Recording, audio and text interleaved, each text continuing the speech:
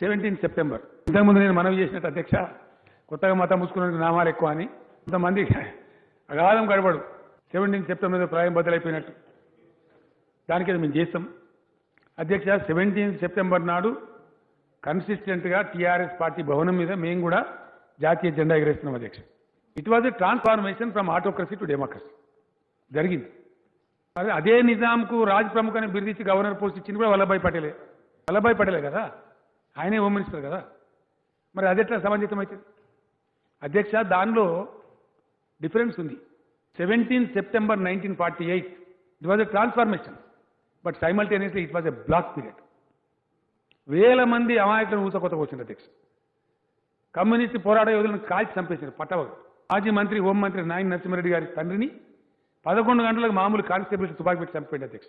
వాళ్ళ ఊర్లో ఎవడు ఎక్కడ ఉండో తెలియదు. చాలా మందిని ఊసకొత్తకు గురి చేశారు.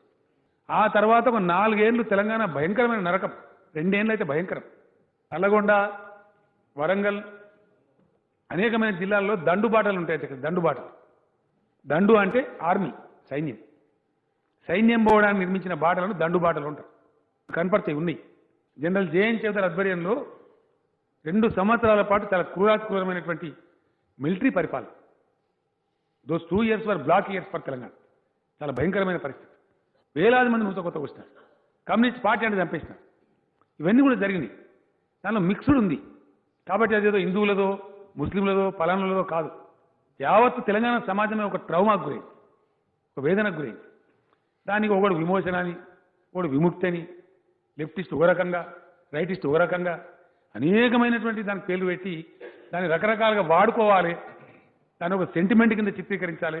Yes, during the course of Telangana education as leader of the education నేను కూడా డిమాండ్ చేశాను. డెఫినెట్గా రాష్ట్రం వచ్చిన తర్వాత దాని గురించి సమగ్రంగా పరిశీలన జరిపితే దానిలో ఉన్నటువంటి సంక్లిష్టతలు మన మేధావులు, మన కవులు, బుద్ధిజీవులు చెప్పారు నాకు. ఇది పాత గాయాలను ప్రేరేపించడము, లేకపోతే ఏదో ఒక రకమైనటువంటి మళ్ళీ సమాజాన్ని డివైడ్